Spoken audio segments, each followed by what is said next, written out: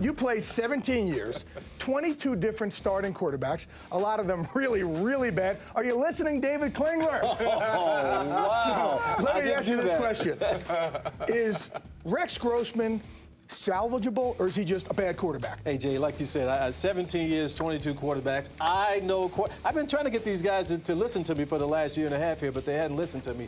This guy just doesn't have what it takes. I mean, bottom line is, when he plays football, he's looking for the coach to help him out. That's what happened when he was down in Florida, but right now, he's not getting that help, and he's really not making good decisions. No, he's not, Timmy. Now, Coach, I have found out today, Eddie has revealed to me that back in '03 when your Titans came out to visit my Raiders, that you guys accused us of cheating, that the receivers had, receivers in our helmet so we could hear what the coach is calling. Tell me that is not true. Tell me that's only in Eddie's little mind that happened.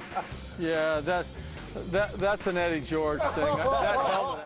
An everyday type of guy. Well, no doubt about that, Jason. I think this guy's ability in the pocket, his ability to move and make bad plays into good plays is what's helping the Cowboys. Here, perfect example. By the time he gets his ball, he is 33 yards behind the line of scrimmage now. You know this is going to be a bad play, but no. His ability to make defensive players miss him in the open field. Now, not too many quarterbacks have that ability. Now he turns a bad play into a first down for the Cowboys.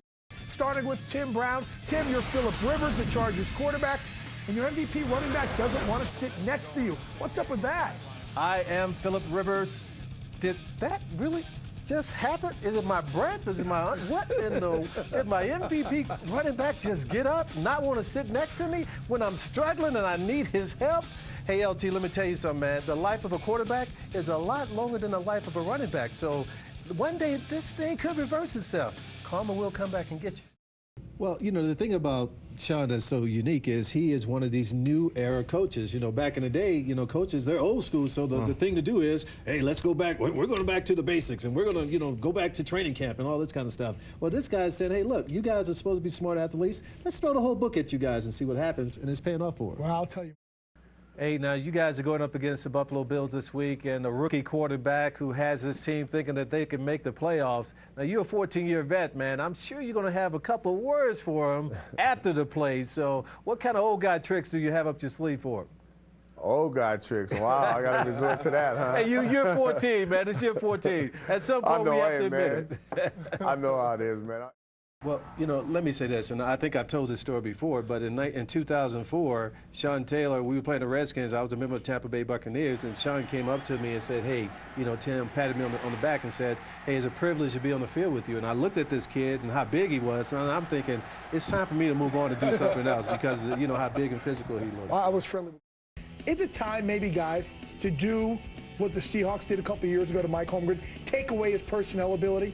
Well, they're definitely going to have to do something. Now, look, I'm a big Shanahan fan. He brought me into the league, so I'm going to always be a big Mike Shanahan fan. But when you look at his team this year, you just haven't seen a Mike Shanahan team play the way this team is playing. And I don't know if it's because maybe they brought in too many players this year and he can't get the locker room, and maybe he doesn't have the kind of control in the locker room that he's used to having. But something is going on, and it better change real quick.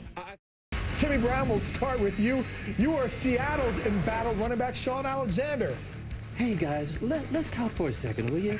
Yeah, I only had 11 carries for 25 yards, and I haven't scored a touchdown in 3 weeks. But hey, look, you signed me to a big contract a couple of years ago. You know what I was all about. Why do you expect things to change now?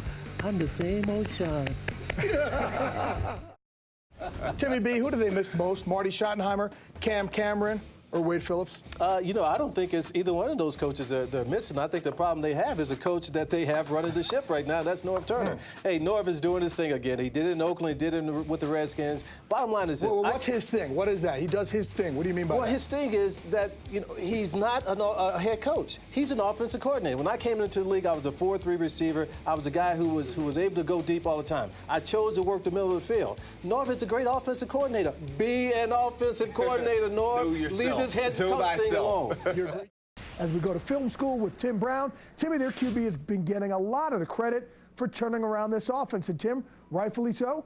Well, he definitely deserves a lot of the credit for what's happening, but any great quarterback has to have a great supporting cast, and this guy definitely has that in Braylon Edwards, Kellen Winslow, and Jamar Lewis. Here we're going to take a look at Braylon Edwards running up against his old alumni, Leon Hall here from Michigan. A little stutter move, and he got Leon with his speed and ability to burst past him right here. Here you're going to see him a little intermediate route. Now, I like to take a little credit for this route because back in the day, this was one of my patented routes. We call it the double post. You come down and stutter, and now you give the DB the illusion that you can go either way, and you take the quick post for an easy touchdown pass right there.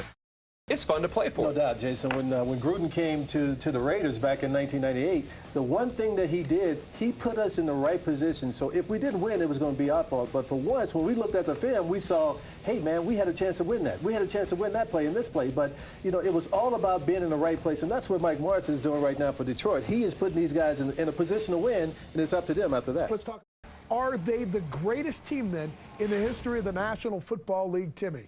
Jay, for my money, no. I don't think so. You know, obviously you have to give these guys kudos for being undefeated and doing the great things that they've done. But, hey, you know, I love the 85 Bears. When you look at that football team from top to bottom, they were a very, very impressive football team. I mean, they have Hall of Fame players almost at every position on that football team. When you look at the Patriots, they have great players. Obviously, they have some good players on that team, but they don't have the kind of players that the Chicago Bears. The Chicago Bears team, they're going to be known for years and years to come. And the Patriots, even though they may have gone undefeated, I don't think so. You think that Chicago's secondary could have stopped the Patriots receivers? The one thing Randy Moss hates is physical cornerbacks, and those guys were very physical at the time, and I think they would have given no problem.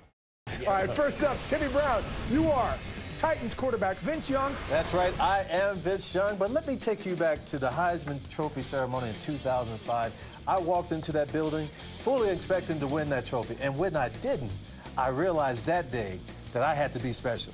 I had to have the fear of failure.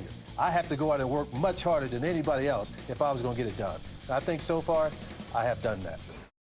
Well, you know, I think it can certainly happen, Jay, you know, to a player. Sometimes it happens in high school, college, and now for Eli, it seems to have happened in the New England game. For me, it happened my freshman year at Notre Dame. I mean, we were playing the Miami Hurricanes, and the guys were talking to me like, they were talking about my daddy, man. And, you know, it was a situation where it's like, hold on, I have to change my mentality about this game if I'm going to be, I know I had the athletic ability, but mentally, I had to change my game, and I did, and it worked out pretty good for me. Yeah, and I think that In the postseason, and they meet up in Foxborough, is it a different, real quick, guys, is it a different outcome? I really think it is a different outcome because this Indianapolis team, they can run the ball, and they will run the ball, and they're not going to try and fake it. They're going to put the ball down your throat. So New England hasn't shown the propensity to want to run the football. They want to throw it and look pretty. Now, when they get in that snow and that cold weather, what's going to happen then? Yeah.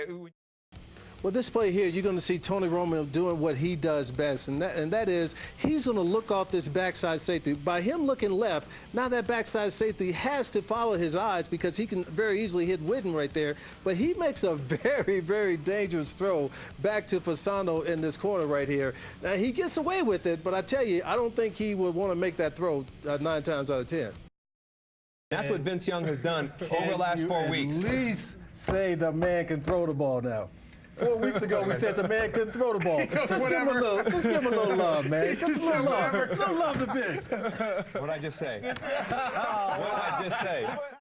Say what you want about Norv as a head coach. As an offensive coordinator, Tim, this man's not predictable. What's going on? Well, you know, his offense is one of the more difficult offenses that I've ever been a part of, and I was only there for 4 months. But the thing is, I've been through 8, 9 different offensive schemes, and that offense, you have no audibles, you have no way out. So when you walk to the line of scrimmage, you have to stick with whatever the play is. If they got 8 in the box, you got to run the ball. If they got a cover 2 and you had a cover 3 pass on, you got to make it happen. So it makes it very difficult for the backs and the quarterbacks to really have explosive type seasons. Listen. Who would you rather have, O.C. Umenyiora or Michael Strahan? Oh, certainly for me, I'll take Strahan, that's for sure. I mean, what Because you old folks like to stick together. That's right. You know, we got to stick together. Strahan is still taking on the double teams, opening up things for O.C. on the other side. As long as Strahan is there, O.C. is going to be okay. When Strahan is gone, it's going to be tough on O.C. Right. What does that do for your confidence down the stretch? How Well, much of an impact will this have? You know, if I'm Mike Tomlin, I'm going, yeah, now I got my boys' full attention. I don't have to worry about Anthony Smith talking about we're going to win a game, we're going to guarantee a win. Now he knows these boys are going to come to work. And they're not going to talk, they're going to go to work. This was the #1 defense in the league, and they got thrashed up in New England. So now, I mean, you don't want to lose like that, but when you do lose like that, it's for a coach. A good coach can take advantage of that. Yeah. Who do you think is the most glaring omission to date? Well, Jay, I'm going to stick with two categories here, my team and then my position. When you look at my team first, I think Lester Hayes and Ray Guy are two guys who definitely should be in the Hall of Fame. Lester is really not being considered, I don't believe. And then you look at my position, and Andre Reed and Art Monk, two guys have the numbers, have the longevity. Art Monk even have the rings, and he's not in, so I don't understand that. He was the reason they were losing. No doubt about it. And I agree with you. I think the guy is certainly making strides. But the problem I have with Eli, it's not his arm. I think he has an elite arm, but I think his mind is not where it needs to be. I think, you know, when you see him on the field, you know, his shoulders still are dropping. You know, he's walking with these emotions on his face. When you think of the great quarterbacks in the league, you just don't remember seeing them express themselves that way.